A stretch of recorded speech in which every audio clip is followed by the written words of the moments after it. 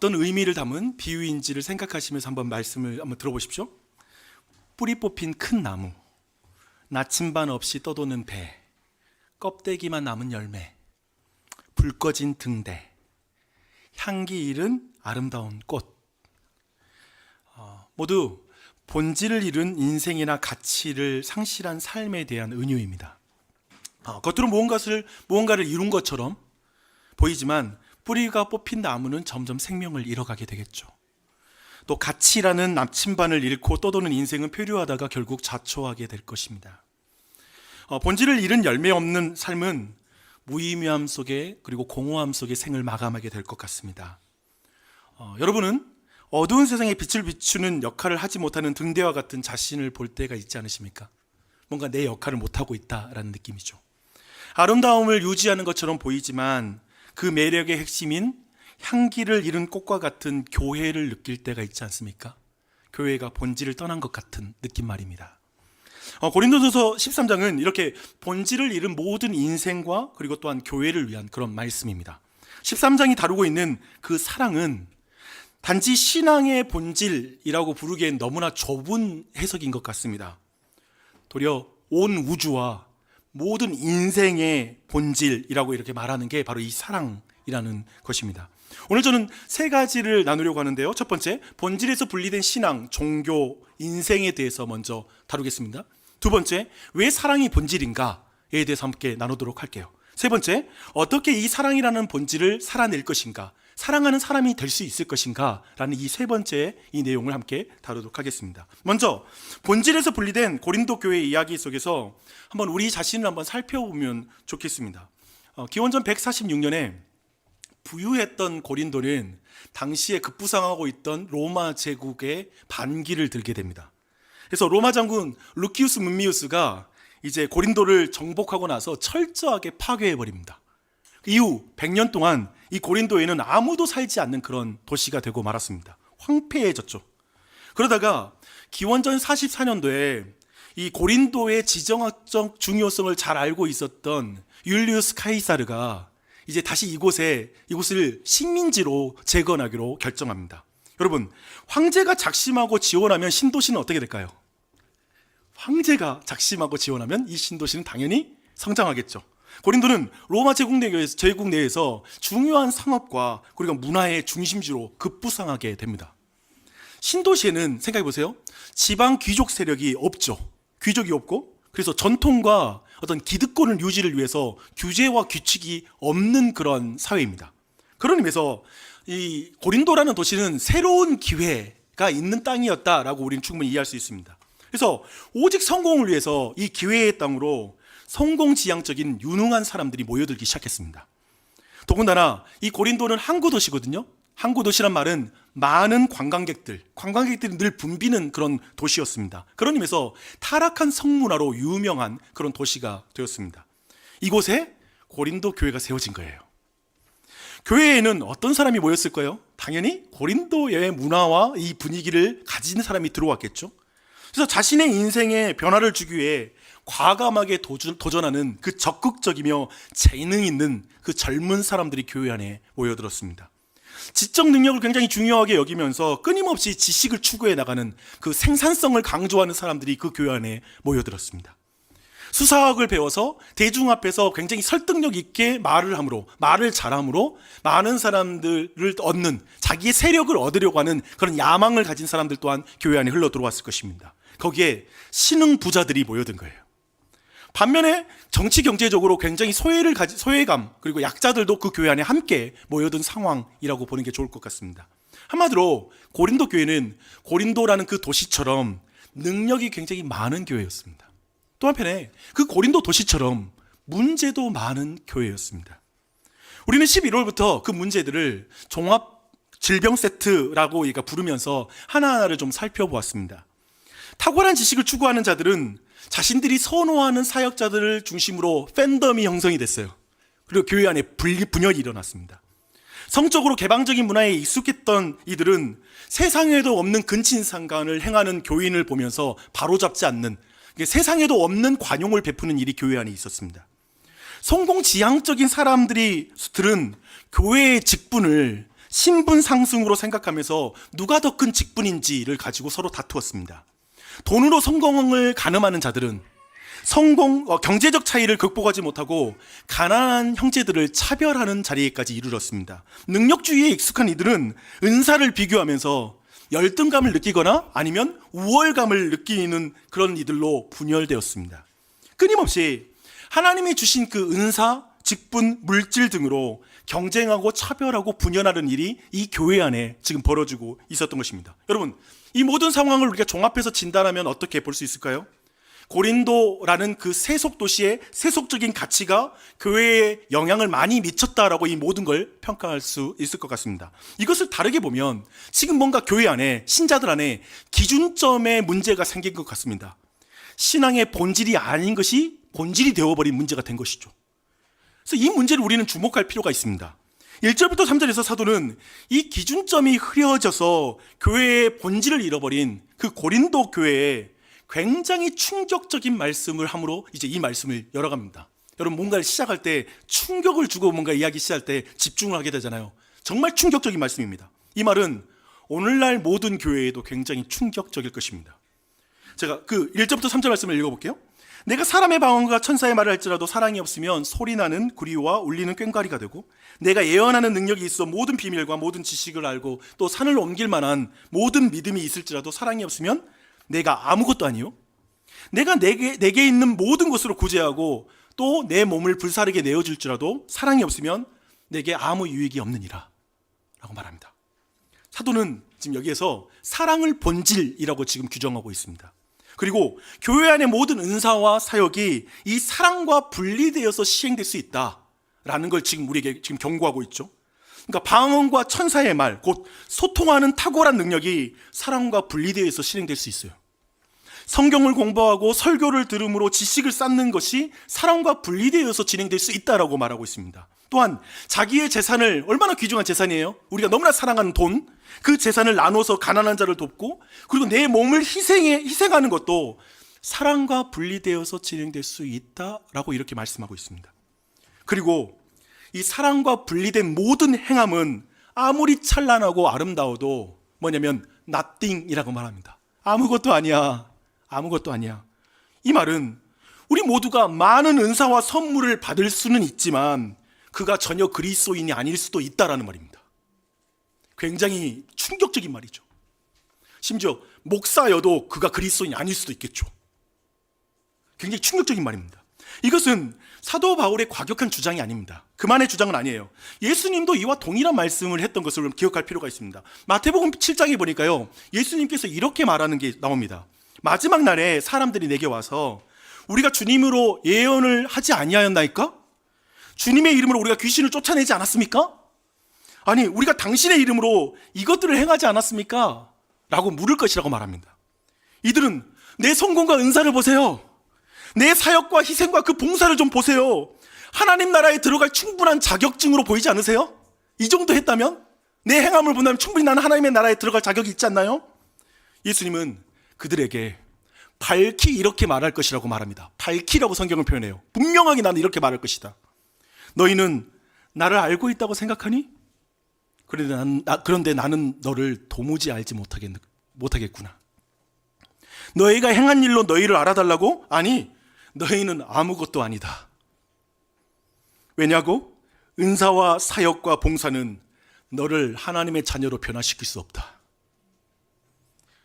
너희는 불법을 행하였다. 특별히 성경이 이 표현을 씁니다.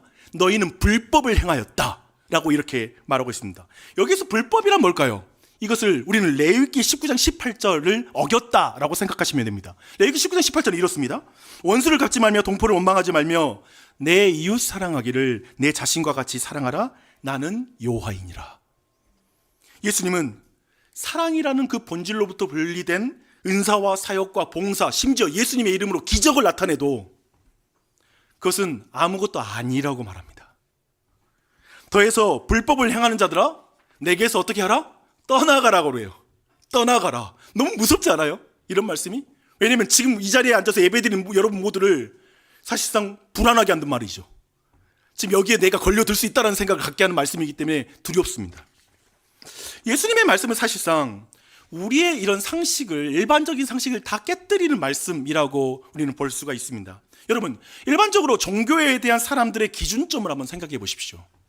우리는 믿음과 신념에 따라 종교적인 사람과 종교적이지 않는 사람을 이렇게 구분하죠. 너는 믿는 사람, 난 안 믿어. 그리고 믿으면 뭔가 좋은 것이 있을 것 같은 생각을 하죠.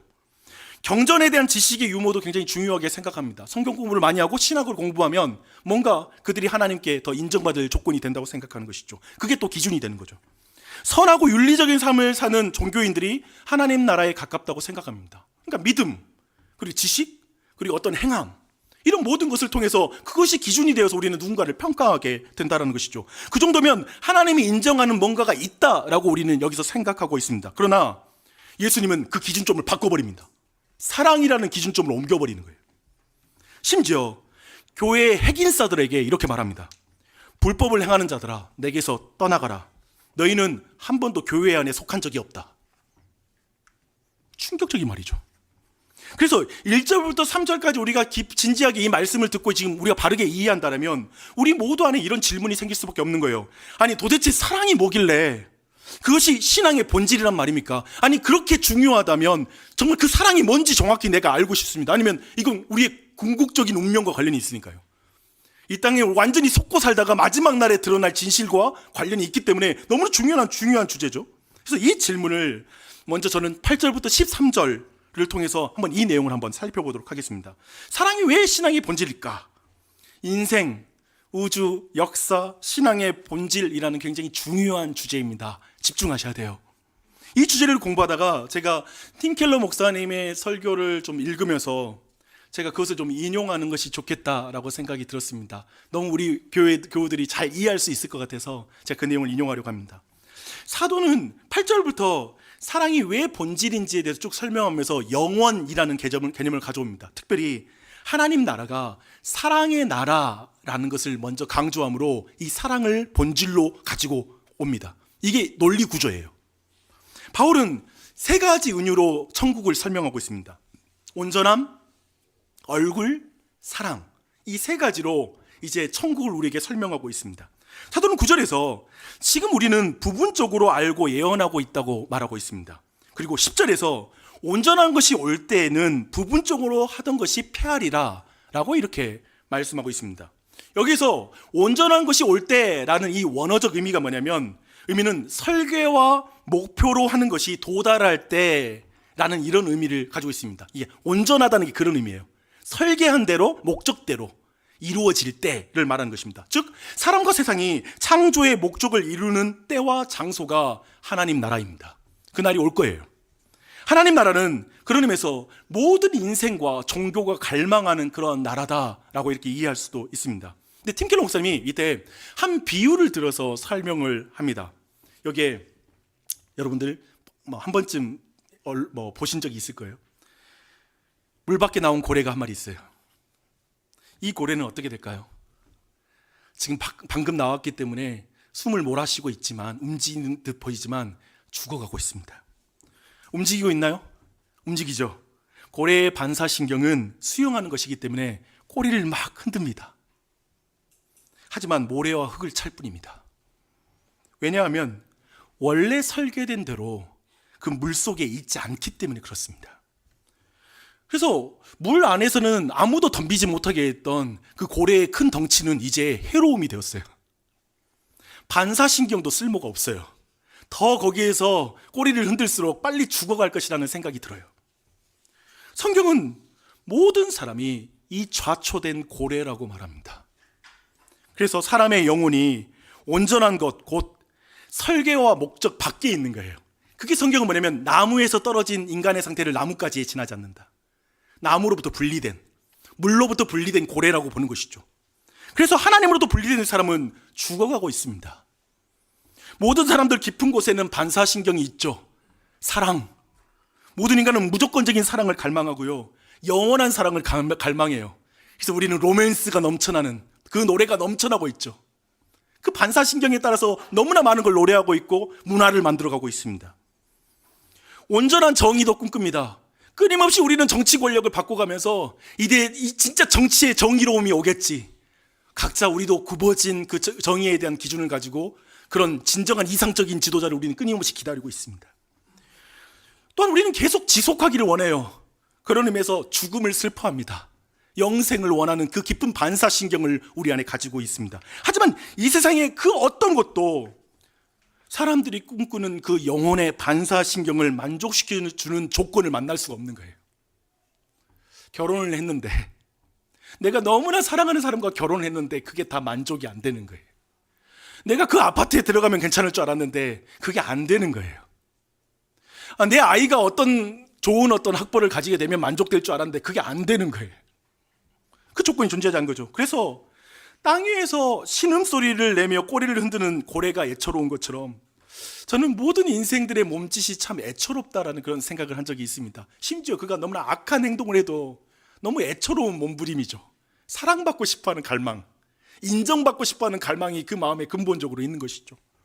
사도 바울은 이런 세상에서 혹은 교회 안에서 우리가 경험하는 심지어 가장 만족스러운 결과 있잖아요. 경험.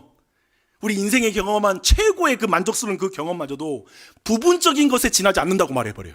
그럼 부분에 지나지 않는다. 온전한 거, 완전한 건 아니다라고 이렇게 규정할 정도입니다. 그러나 하나님의 나라는 우리의 모든 설계와 목적이 온전히 이루어지고 우리 모든 영혼의 반사신경이 온전하게 활용되어지는 그 모든 것이 움직이는 그 나라일 거예요. 이게 첫 번째 요소예요. 우리는 이런 나라, 하나님 나라를 원하는 거죠. 두 번째요. 하나님 나라에서는 두 번째 요소는 그 물과 관련이 있습니다. 아까 말했죠. 고래에게 물과 같은 부분이에요. 12절을 보십시오. 우리가 지금은 거울에 비친 것 같이 희미하나 그때에는 얼굴과 얼굴을 대하여 볼 것이요. 지금은 내가 부분적으로 아나 그때에는 주께서 나를 아신 것 같이 내가 온전히 알리라 라고 이렇게 말씀하고 있습니다. 사도는 하나님의 나라에서 우리가 하나님을 대면하게 될 것이라고 말하고 있고 그 대면한 것을 알과 관련시킵니다. 알 것이다 라고 말하고 있죠. 이것이 무슨 의미일까요? 여러분, 이 의미, 이 얼굴과 관련된 거, 서로를 안다라는 것을 이해하려면 사실은 성경의 오랜 이야기 속에 우리가 들어갈 필요가 있습니다. 구약 성경은 사실상 하나님의 얼굴에 대한 이야기입니다. 창세기 3장을 생각해 보십시오. 아담과 하와가 하나님이 거니시는 소리를 듣게 됩니다. 그런데 이렇게 해요. 여호와의 낯을 피하여 여호와의 얼굴을 피하여 동산 나무에 숨은지라 라고 말하고 있습니다. 왜 지금 첫사람이 하나님의 얼굴을 피하여서 지금 그 얼굴을 다른 곳에 처박고 숨어 있는 것이죠? 왜냐하면 하나님께 죄를 지었기 때문에 그렇습니다. 하나님께 죄를 지었기에. 얼굴을 피한다는 건 근본적으로 하나님이 자신을 거부할 거야, 하나님 앞에 나는 받아들여지지 않을 거야 라는 두려움 가운데 그는 거기에 숨어들었다라고 말할 수 있는 행동이죠. 마치 이건 이런 것 같아요. 빚쟁이가 돈을 빌려준 사람의 얼굴을 피하는 것처럼 우리는 멀리에서 그 사람 보면 피해가지 않겠어요? 만나면 지금 돈 내놔 할 테니까. 그것처럼 죄인은 하나님의 낯을 피합니다. 나중에 아주 이것과 관련된 아주 중요한 본문이 나오는데요. 출애굽기에 보니까요, 모세가 하나님께 이런 멋진 기도를 해요. 하나님, 당신의 얼굴을 보기 원합니다. 당신의 영광을 보여주십시오 라는 이러한 기도를 하게 됩니다. 그때 하나님이 뭐라고 말하냐면 너는 내 얼굴을 보면 죽게 될 것이다 라고 말합니다. 왜 그럴까요? 너는 나에게 큰 빚을 진 죄인이란다. 네가 실제로 나를 마주보게 되면 너는 그 빚을 당장 갚아야 할 것이다. 죄의 싹슨 사망이니라 라는 것이죠. 여기서 인간의 엄청난 딜레마가 여기에 발생하는 거예요. 여러분, 질문할게요. 여러분 모두 천국에 가고 싶으시죠? 하나님 나라에 가고 싶어 하시죠? 저는 이 질문에 노라고 말하는 사람을 본 적이 없어요. 전도 나가서도 다 그래요. 예스, 그렇게 다 원합니다. 좌초된 고래와 같은 인생은 진정한 만족을 주는 세상을 우리는 갈망합니다. 자기의 모든 반사신경이 온전하게 회복될 그것을 갈망하게 되는 거죠. 그렇죠? 그런데 그곳이, 그 천국이, 하나님의 나라가 하나님의 얼굴을 보는 것이라면 여러분 모두는 여러분을 죽일 것을 구하고 있는 거예요. 죄인의 상태로 하나님의 얼굴을 구하는 건 날 죽여달라는 말이기도 한 것입니다. 왜냐하면 우리가 하나님께 빚을 진 죄인이기 때문에 그렇습니다. 그런데 우리는 하나님 나라에서 어떻게 하나님의 얼굴을 대면해서 볼 것인가? 지금 오늘 말씀은 그거잖아요. 너희가 얼굴과 얼굴을 대면해서 그날 보게 될 거야 라고 말하고 있어요. 바로 오직 예수 그리스도 때문에 가능합니다. 아멘, 아멘. 예수님이 십자가에서 이렇게 말씀하시죠. 나의 하나님, 나의 하나님, 어찌하여 나를 버리셨나이까? 라고 이렇게 말합니다. 그리고 그분이 운명하실 때 해가 빛을 잃어버립니다. 어두움이 임하게 되죠. 예수 그리스도께서는 하나님 아버지의 얼굴을 잃어버린 것입니다. 왜? 아버지 하나님도 자기 아들의 얼굴을 잃어버리는 거예요. 왜냐하면 죄인인 우리가 하나님의 얼굴을 갖게 하기 위해, 우리로 하여금 이 하나님의 얼굴을 대면하여 보게 하기 위해 예수님은 하나님의 얼굴을 잃어버렸습니다. 우리가 치러야 될 그 빚을 대신 지불한 것입니다. 이것이 복음입니다. 이것을 그리스도인들은 믿습니다. 이것이 여러분에게 필요한 거예요. 이 세상의 많은 사람들에게 호스로 고래에게 입에다가 물려놓고 물을 공급하는 게 답이 아니라, 자꾸 그 몸에 물을 끼얹는 것이 답이 아니라 그 고래가 다시 바다로 들어가는 게 답이 되겠죠. 그것처럼 우리에게는 예수 그리스도가 필요합니다. 예수님이 우리 모두가 가장 원하는 그 하나님의 얼굴을 잃으셨습니다. 그래서 죄인인 우리는 하나님의 얼굴을 갖게 되었습니다. 아멘. 그 물을 갖게 된 거예요. 이제야 얼굴과 얼굴을 대면하여 서로를 안다라는 말이 여러분 이해가 되죠? 이 기초로 우리 여러분 이 거대한 이야기 속에서만 이해할 수 있는 말이에요. 사람이 하나님과의 관계에서 완전히 받아들여져서 사귀게 된 상태가 얼굴과 얼굴을 보고 아는다라는 성경의 의미에 대한 해석입니다. 말씀을 보십시오. 하나님이 그리스도를 통해서 우리를 온전히 받아들였는지를 주님이 아는 만큼 우리는 이 땅에서 알 수 없어요. 제가 다시 말씀드릴게요. 여러분들 있잖아요. 이 땅에서 하나님께 얼마나 받아들여졌는지, 얼마나 하나님과 얼굴을 보는 존재가 되었는지를 이 땅에서는 하나님만큼 몰라요. 지금 이 순간 여러분이 그리스도를 믿는다면 하나님은 여러분을 완전히 받아들였거든요. 근데 우리는 죄를 짓거나 넘어지거나 내 상태에 따라서 하나님이 나를 완전히 받아들였다는 사실이 잘 안 믿어져요. 그것에 끝까지, 아마도 죽기 전까지 우리는 그 마음이 흔들리다가 주님 앞에 갔을 때, 대면했을 때 예수님 안에서 나를 이렇게 하나님이 받아들여주셨구나라는 사실을 그때야 완전히 알게 될 거예요. 얼마나 놀랍게 받아들였는지를. 그래서 우리 교회가 축도를 통해서 할 때 제가 제사장의 기도를 제가 하는데요, 그 제사장의 기도가 이제 이해될 거예요. 여러분 들어보십시오. 여호와는 내게 복을 주시고 너를 지키시기를 원하며, 여호와는 그의 얼굴을 내게 비추사 은혜 베푸시기를 원하며, 여호와는 그 얼굴을 내게로 향하여 드사 평강 주시기를 원하노라. 얼굴을 보고 싶어하는 거예요. 자초된 고래에게 하나님의 얼굴이 바로 물과 같은 것입니다. 우리가 살아남기 위해, 그리고 우리가 온전해지기 위해 필요한 것은 바로 하나님의 얼굴입니다. 이 얼굴을 봐야 돼요. 요즘 여러분이 붙잡는 본질은 뭐예요? 행복의 본질은 뭐예요? 승진하는 거? 아니면 좋은 회사, 안정적인 직장을 갖는 거? 내 아이가 좋은 대학교 가는 거? 무엇이 본질입니까, 인생에? 무엇이 여러분을 진짜 여러분의 모든 영혼의 반사신경을 만족시켜준 것은 뭐라고 생각하십니까? 하나님이라는 바다에 여러분이 받아들여지는 거예요. 이것이 기독교인이 된다는 것의 의미입니다. 이것이 두 번째예요. 바로 이것의 완전한 완성을 보게 될 거예요. 그다음에 세 번째, 이제 천국의 마지막 요소를 볼 차례입니다. 고린도전서 13장의 마지막 단어는 사랑입니다. 재밌어요. 믿음, 소망, 사랑, 이 세 가지는 항상 있을 것인데 그 중에 제일은 뭐다? 사랑이라. 아가페로 끝나요. 아가페. 그런데 이 사랑이라는 단어가 마지막에 나오는 게 우연일까요? 지금은 한시적으로 믿음, 소망, 사랑, 이 세 가지가 같이 있어요. 지금은 시점은 그거예요. 믿음, 소망, 사랑이 같이 있어요. 사도는 과감하게 뭐라고 말하냐면 믿음과 소망조차도 결국 불필요해질 것이다 라고 말을 해요. 왜냐하면 하나님 나라에서 사랑이신 하나님을 얼굴과 얼굴로 대면하는 그곳에는 더 이상 믿음과 소망이 필요 없기 때문에 라고 말하는 것이죠. 믿음과 소망이라는 것은 사랑이라는 바다에 빠지기 위한 도약대에 지나지 않는다라고 말하는 것이죠. 이제 그 바닷물로 빠진 이상 도약대는 필요가 없는 거죠.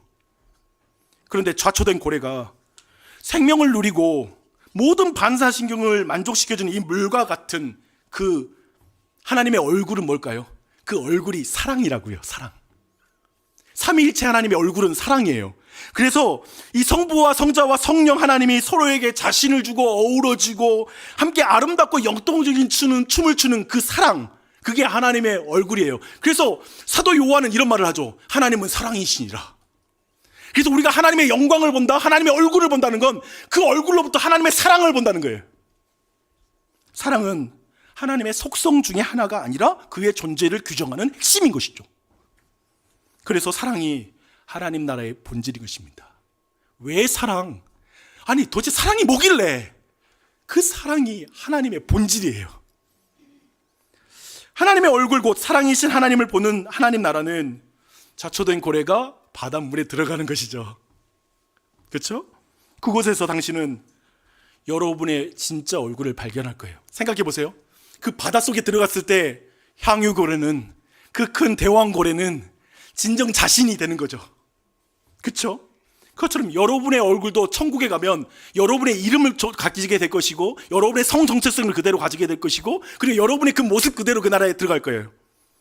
당신은 사랑이신 삼위일체 하나님 안에서 온전히 모든 설계와 목적이 이루어진 자신을 보는 거죠.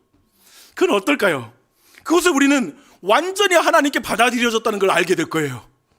이 땅에서는 못 느꼈을 그 사랑과 그 깊이를 완전히 경험하게 될 거예요. 그곳에서 당신은 온전히 만족하고 즐거워하는 진짜 자신의 얼굴을 보게 될 거예요. 나는 여러분의 지금 너무나 인상을 쓰고 있고 때로는 거울을 보는 게 슬플 정도로 자신의 얼굴이 어두워진 사람이 이 자리에 있을 수 있다는 생각이 들어요. 또 지금이 그런 시점이라는 생각도 있을 수 있을 것 같아요. 근데 진짜 내 얼굴이 행복하면, 만족하면 내 얼굴이 어떤 모습인지를 잊어버린 사람이 이 자리에 있을 수 있어요. 하지만 천국은, 하나님의 나라에서는 나의 모든 반사신경 하나하나까지도 온전히 회복된 모습, 그 인상, 그 아름다움을 보게 될 것입니다. 진짜 내 얼굴을 찾게 될 거예요. 티끌 하나 없이 흠도 하나도 없는, 성경은 이런 표현을 쓰죠. 티끌 하나 없고 흠도 없이 예수님의 보혈이 우리를 변화시킨다. 근데 진짜 티끌 없이 흠도 하나도 없다라는 건 그 뭐냐면 진정 아름다운 자의 존재, 진짜 내 모습을 보게 될 거예요. 그뿐만 아니라 내가 이 땅에서 너무나 흠이 많다고 생각했던 사람, 티가 많다고 생각하는 사람, 정말 교회 안에서도 이해할 수 없는 그 사람의 진짜 얼굴을 보게 되는 것이죠. 이 땅에서 자신과 타자를 왜곡해서 보았던 그 모든 시선이 다 교정될 것입니다. 저는 천국에 가서 우리가 내가 꿈꾸는 얼굴로 바뀌는 것은 아니라고 생각해요. 대신 내가 보지 못했던 아름다움을 보게 되는 곳이 천국이라고 생각해요. 그곳에서 사랑이신 하나님의 얼굴을 보는 것은 지루할까요? 그런 거 있잖아요. 거기서 하나님 나라 가면 계속 예배드린데 하나님의 아름다움을 보고 산대. 그게 지루할까요? 아니요. 우리는 이 땅에서 사랑하는 사람과 함께 있을 때 시간이 빨리 갔던 경험을 갖고 있는 거죠. 시간이 너무 빨리 가서 도저히 못 참아서 결혼하셨잖아요. 그쵸? 안 되겠다 이거. 더 시간을 보내야 되겠어 라고 우리는 결혼을 했죠. 지루할 틈이 없죠. 그래서 연인들은 어떤 면에서 하늘나라를 보여주는 반사신경에 의해서 이런 말을 해요. 또 한편에 오늘날 우리가 살고 있는 실제를 담지 못한 이런 말을 해요. 뭐라고 말하냐면 영원히 당신을 사랑할 거야. 뭐 영원히 사랑해. 죽을 때까지밖에 사랑 못하지. 실제가 아니죠. 사랑을 영원과 연결시켜요. 마치 내가 이제 결혼하면 이 사람과 살면 하나도 지루하지 않을 것 같아.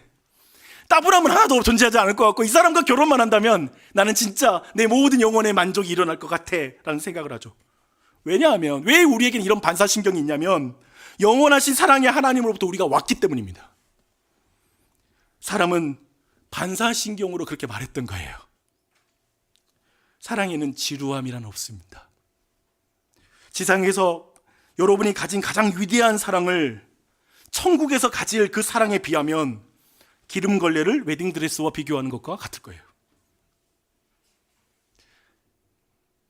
여러분 그것이 기대가 되십니까?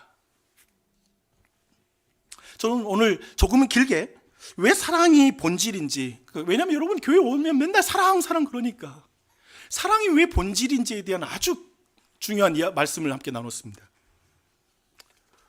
다 이해를 못했더라도 어려움 푸시는 이 시간 말씀을 통해서 좀 더 이해했을 거라고 생각해요. 성경은 사랑을 감정으로 설명하지 않습니다. 사랑은 하나님의 속성 중에 하나도 아니에요. 성경은 하나님이 사랑이시니라 라고 말합니다. 하나님의 존재를 규정하는 본질이 사랑이라고 말하는 거예요.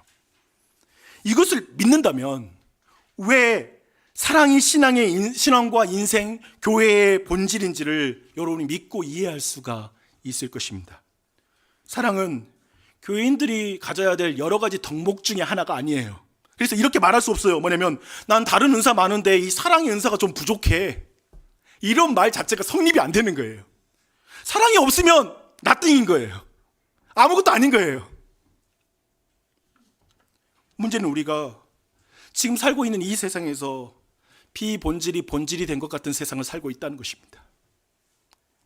사랑보다 은사가 많은 거, 내가 실력 좋고 능력 좋은 거, 눈에 띄게 그 사람의 탁월함이 드러나는 거, 그게 너무 중요한 거예요. 행복을 위해서. 뭐 사랑? 좀 약간 이상적인 말, 고리타분한 이야기 하지 말라고. 그렇게 말할 수도 있을 거예요, 세상은. 그리스도인과 교회는 어떻습니까? 악을 악으로 갚는 세계에 순응하며 사는 이들이 있을 것이고요, 미워하기로 작정하고 그냥 마음속에 저 사람을 제낀 사람도 있을 것입니다. 하지만 제가 본 그리스도인들은, 참된 그리스도인들은 그 상태에 머물지는 않더라고요. 잠시 우리 모두가 누군가가 힘들 수 있고, 그리고 누군가가 내게 너무나 계속 생각하며 고통스러운 존재가 있을 수 있어요. 하지만 참된 그리스도인은 그 자리에 머물러 있지 않더라고요. 왜냐하면 그들은 이미 하나님의 설계와 목적이 회복되기 시작했기 때문에 그들의 영혼의 반사신경이 도저히 그 상태에 있으면 너무 힘든 거예요. 그래서 이런 일이 벌어지는 거예요. 형제에게 원망들을 말한 일이 생각나는 순간에 예배가 안 드려지는 거예요. 도리어 이게 되게 위험한 거예요. 형제에게 원망들을 일을 했으면서도 예배가 잘 드려져. 나 은혜 받았다고 말해. 이게 이상한 거예요. 어떻게 우리는 그런 의미에서 질문이 생기는 거예요. 여기서 진짜 질문이. 그러면 우리는 어떻게 이 세상에서 부분적으로라도 이 땅에서 사랑이신 하나님을 닮아갈 수 있을까? 어떻게 우리는 타자에게 우리가 받은 그 사랑을 나눌 수 있을까라는 진짜 중요한 질문으로 이제 넘어갈 차례가 되는 것이죠. 이제 그 내용을 보게요. 이 질문에 대한 제가 볼 때 성경 속에서 가장 좋은 대답을 저는 고린도후서 3장 18절에서 제가 그 대답을 발견했습니다. 그 내용을 읽어드릴게요. 우리가 다 수건을 벗은 얼굴로 거울을 보는 것 같이 주의 영광을 보매 그와 같은 형상으로 변화하여 영광에서 영광에 이르니 곧 주의 영으로 말미암으니라 라고 이렇게 말씀하고 있습니다. 우리가 예수님을 볼 때 하나님의 영광을 봅니다. 그렇죠? 예수님을 볼 때 하나님의 영광을 봐요. 근데 우리는 한번 질문해 봐야 돼요. 우리는 늘 하나님 내게 하나님의 영광을 보여주세요 라는 이런 기도를 할 때가 있어요. 그 영광은 뭘까? 하나님 나를 통해서 영광을 나타내 주세요. 하나님의 영광이 드러나게 해주세요. 이건 너무 우리에게 뭐라 할까 공기처럼 익숙한 교회 안의 용어라서, 그런데 그 의미가 진짜 뭔지는 잘 모를 수도 있는 내용인 것 같아요. 그 내용이 오늘 나오는 거예요. 하나님의 얼굴, 하나님 얼굴 보는 것이 하나님의 영광을 보는 거거든요. 근데 그 얼굴은 도대체 뭐냐? 로마서 5장 8절은 이렇게 말합니다. 우리가 아직 죄인 되었을 때 그리스도께서 우리를 위하여 죽으심으로 하나님께서 우리에 대한 자기의 사랑을 확증하셨니라. 우리가 예수님이 십자가에 달리신 그것을 볼 때 거기에서 나오는 것이 바로 하나님의 영광이에요. 우리가 예수님을 통해 보는 하나님의 영광은 자초된 고래와 같이 죽어가는 우리를 대신해서 독생자 예수 그리스도를 보내주신 하나님의 사랑인 것이죠. 십자가를 볼 때 하나님의 사랑이 보이는 거예요. 그 사랑을 볼 때 우리는 예수님의 형상으로 변화되는 것이죠. 저 예수님의 얼굴을 담고 싶어, 저분의 삶을 담고 싶어야 하는 그 일이 벌어지는 것이죠. 예수님의 얼굴을 닮아가게 되는 것입니다, 우리 자신 안에. 그래서 오늘 말씀 고린도후서 3장 18절 독특해요. 그래서 우리가 하나님 영광에서 영광에 이르나니 라는 이런 독특한 표현을 합니다. 그게 뭔지 아세요?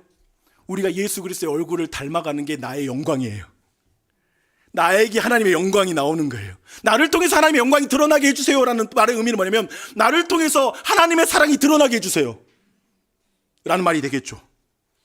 내가 하나님의 사랑을 내 얼굴 통해 드러낼 때 하나님이 영광을 또 받으시겠죠. 영광에서 영광에 이르게 하나니. 놀랍게도 내 자신이 예수님을 닮아가는 영광을 받게 되고, 우리가 예수님을 닮아갈 때 그것이 하나님께 영광이 되는 것, 그것을 하나님은 가지신 거죠. 사랑하는 여러분, 우리 자신에게 사랑이 없어요. 우리에게 사랑이 없어요. 왜냐하면 하나님의 얼굴만이 사랑이기 때문에 그렇습니다. 우리는 발광체가 아니에요. 반사체예요. 하나님의 얼굴을 보는 것만이 사랑이라는 본질을 사는 유일한 길입니다. 이걸 정확하게 두십시오. 하나님의 얼굴을 보는 것만이 나를 통해 하나님의 사랑이 나타나는 그 유일한 길입니다.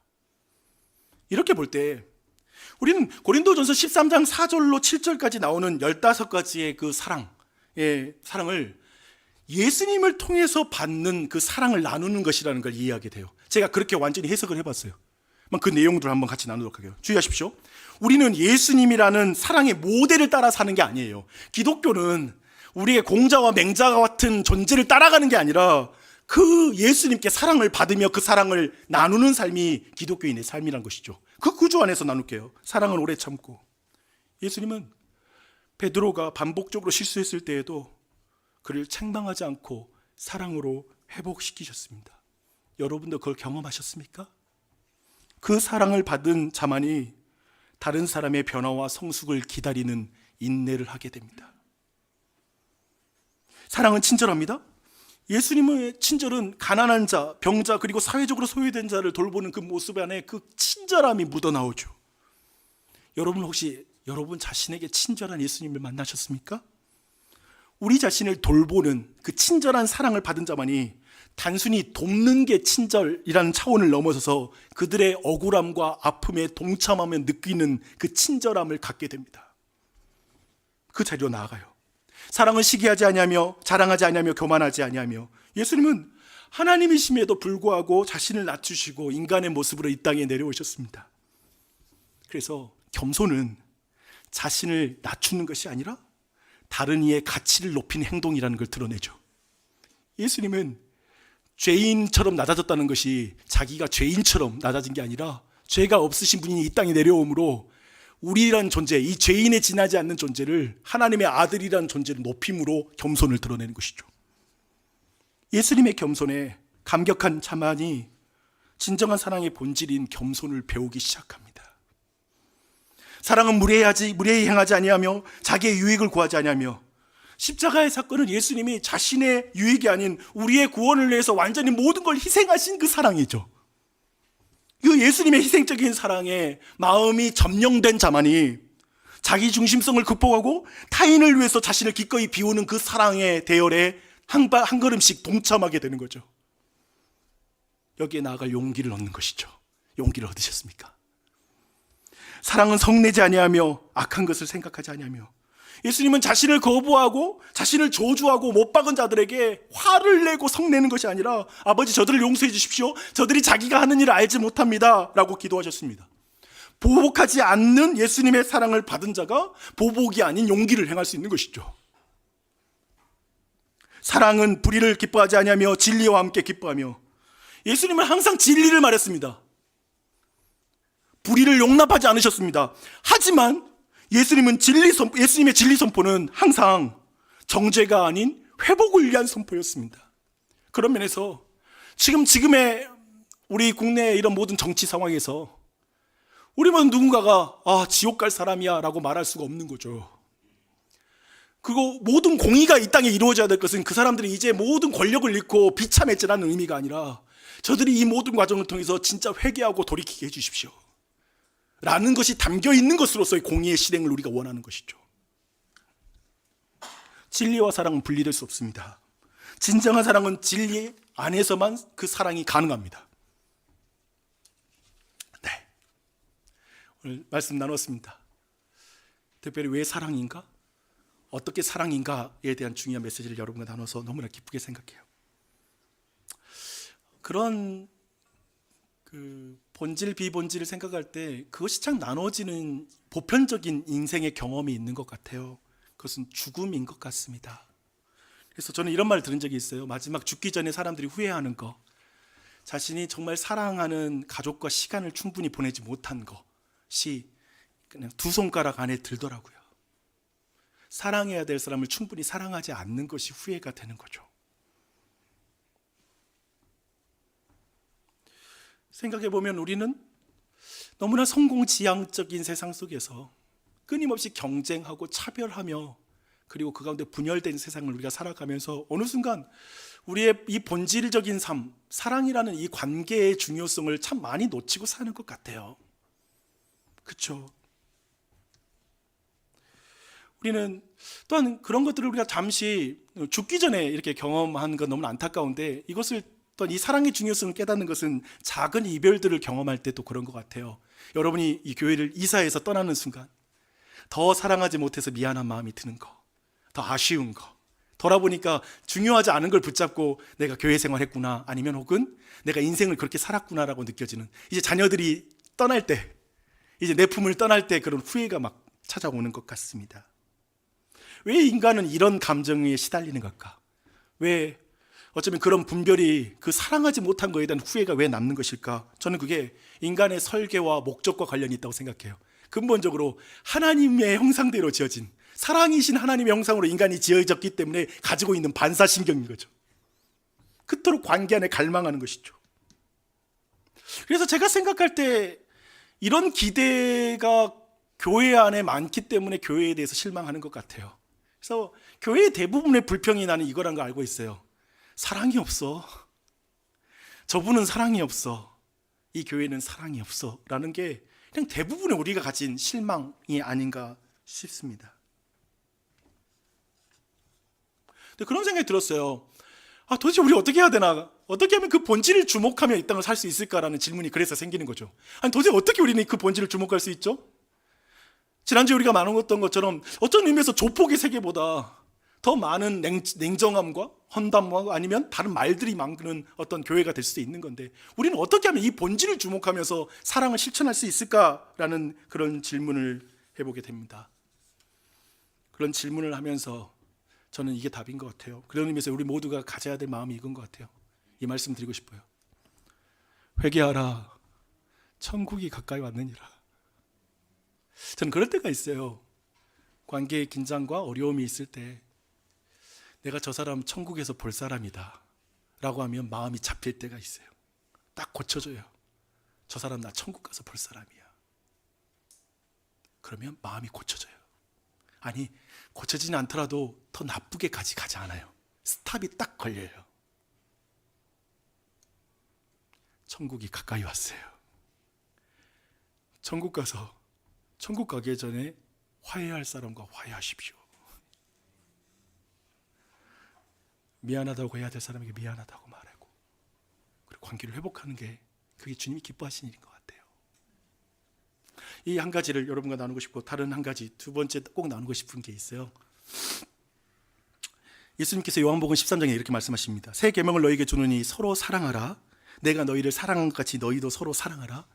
너희가 서로 사랑하면 이로써 모든 사람이 너희가 내 제자인 줄 알리라. 이제 오늘 말씀 듣고 나니까 이 말씀이 좀 더 이해가 되지 않으세요?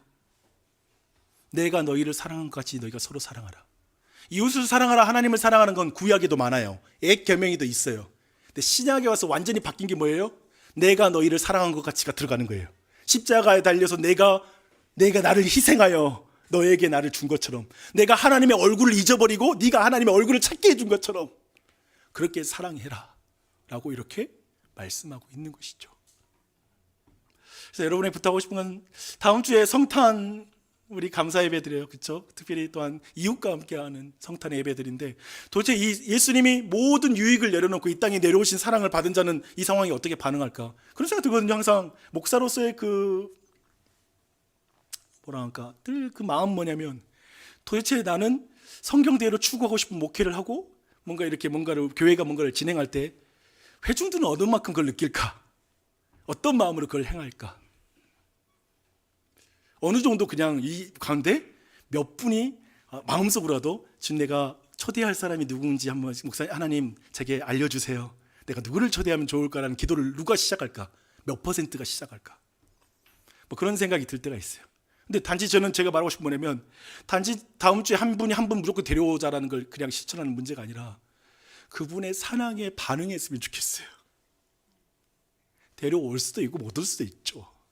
근데 예수님이 모든 자신의 유익을 버리고 이 땅에 내려오셔서 나를 사랑하셨는데, 나로 하여금 누군가가 진짜 자신의 얼굴을 찾을 수 있도록, 하나님의 얼굴을 보며 자신의 얼굴을 찾을 수 있는 그 자리에 누군가를 초대해야 되겠다라는 마음으로 이 일을 기도하고 실천해 줬으면 좋겠습니다. 마을 모임에서 함께 그렇게 기도해 주셨으면 좋겠어요. 다시 말하지만 데려오는 게 목적이 아니라 우리로 하여금 그 하나님의 형상을 닮아가고 그 은혜 안에서 그것을 행하는 거, 그걸 시도해 보는 거, 기도하는 거, 그렇게 예수님 닮아가는 게 더 중요한 줄 믿습니다. 저는 그렇게 해봤으면 좋겠어요. 그러면